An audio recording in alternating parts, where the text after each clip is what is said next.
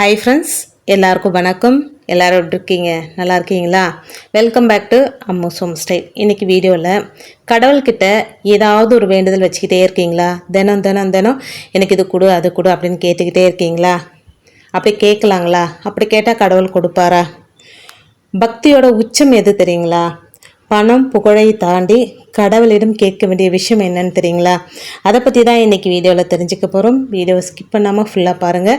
பல பயனுள்ள தகவல்கள் இந்த வீடியோவில் உங்களுக்கு கிடைக்குங்க. வீடியோவில் நான் சொல்கிற விஷயங்கள் உங்களுக்கு பிடிச்சிருந்தது அப்படின்னா ப்ளீஸ் சேனலுக்கு சப்ஸ்கிரைப் பண்ணி சப்போர்ட் பண்ணுங்கள். ரொம்ப பிடிச்சிருந்தது அப்படின்னா உங்கள் ஃப்ரெண்ட்ஸ் அண்ட் ஃபேமிலிக்கும் ஷேர் பண்ணிவிடுங்க.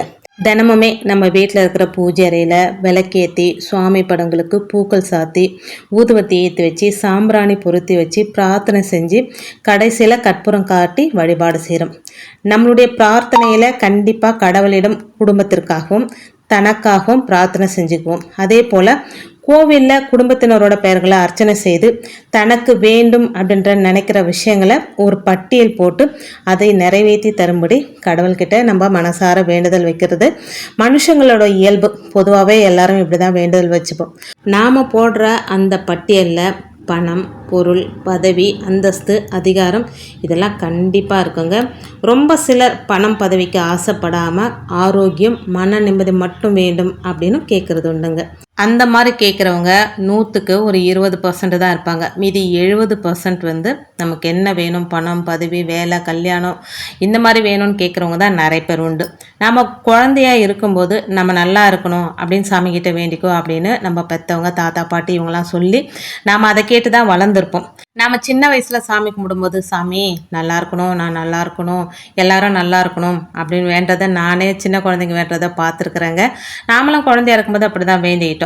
நம்ம வளர வளர நம்ம வந்து நல்ல மார்க் எடுக்கணும், கல்லூரி தேர்வில் நல்லா தேர்ச்சி அடையணும், அதுக்கப்புறம் நல்ல வேலை கிடைக்கணும், கல்யாணம், குழந்தை, வீடு வாங்கணும், சொத்து இதெல்லாம் வாங்குறதுக்கும் கடவுளுடைய உதவியை நம்ம நாடுறோம்.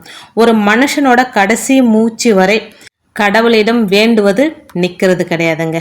தினமுமே இப்படி வேண்டதுனால கடவுள் நம்ம மேலே எரிச்சலும் கோபமும் படுவாரா?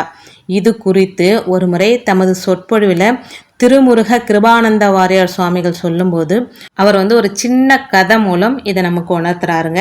ஒரு மனுஷன் தினமுமே ஆஃபீஸுக்கு போகும்போது பஸ் ஸ்டாப்பில் இருக்கிற 2-3 பிச்சைக்காரங்களுக்கு தினமுமே 5 பைசா யாசகம் கொடுக்கறது அவருடைய வழக்கமாக. அது ரொம்ப சின்ன தொகை அப்படின்றதுனால அவருக்கு தொடர்ந்து தர்மம் செஞ்சுக்கிட்டே இருக்கிறார். ஒரு முறை இப்படி 5 பைசா வாங்கின பின்னாடியும் ஒரு 10 நிமிஷம் கழித்து மீண்டும் அவர்கிட்டமே வந்து அந்த பிச்சைக்காரங்க வந்து காசு வேண்டி நின்ன போது அவருக்கு அதீதமான கோபம் வந்துச்சாங்க. இப்போ தானே ஆளுக்கு 5 பைசா கொடுத்தேன், அதுக்குள்ளே மறுபடியும் வந்து நிற்கிறீங்க அப்படின்னு கத்தினாராங்க. ஒரு நாளில் 2வது முறை கேட்கும் போதே மனுஷனுக்கு கோபம் வருது. ஆனால் தினமுமே கடவுளிடம் ஓயாது இது வேணும் அது வேணும் அப்படின்னு கேட்டுகிட்டே இருக்கிறாங்களே பக்தர்கள். இப்போ தெரியுதா யார் உண்மையான யாசகர்கள் என்று அப்படின்னு கேட்டாராங்க. தனக்கே உரிய பாணியில் வாரியார் சுவாமிகள் சொன்ன இந்த ஒரு சொற்பொழிவு இதிலே எல்லாருக்கும் புரிஞ்சிருக்கும் அப்படின்னு நினைக்கிறேன். கடவுள்கிட்ட அது வேணும் இது வேணும் அப்படி கேட்டு போகிறதுல தப்பு ஒன்றும் கிடையாதுங்க. பணம் வேணும், புகழ், பதவி, அதிகாரம், அந்தஸ்து அப்படின்னு விரும்பாத மனுஷங்க யாருமே உலகத்தில் இல்லை. நம்ம எல்லாருமே சாதாரண மனுஷங்க தான். ஆனால் ஒரு கட்டத்துக்கு மேலே மனம் கண்டிப்பாக தன்னிறைவு அடைஞ்சே திருணுங்க. போதும் அப்படின்ற மனப்பான்மை வரணும். வாழ்வில் கடைசி கட்டத்தில் மரணத்தோட தருவாயில் இருந்து கொண்டு ஞானம் பெறாமல் மத்தியம வயதிலேயாவது லௌகீக விஷயங்களை கேட்கறத நிறுத்திக்கணுங்க.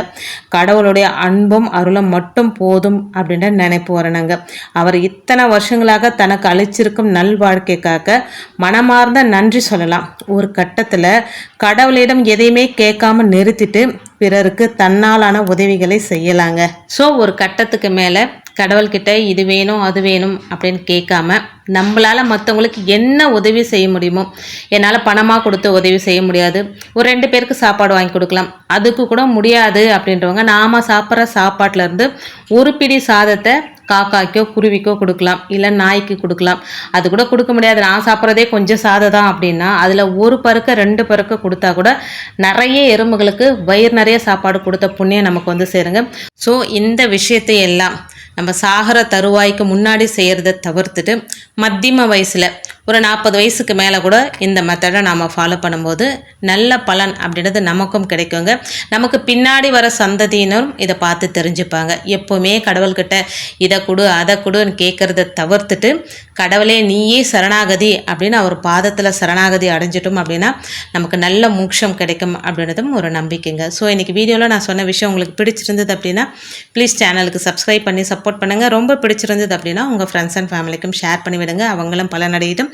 இன்னொரு எளிமையான ஆன்மீக தகவலோடு உங்களை சந்திக்கிறேன். அது வரைக்கும் நன்றியும் வணக்கமும். Take care and bye friends.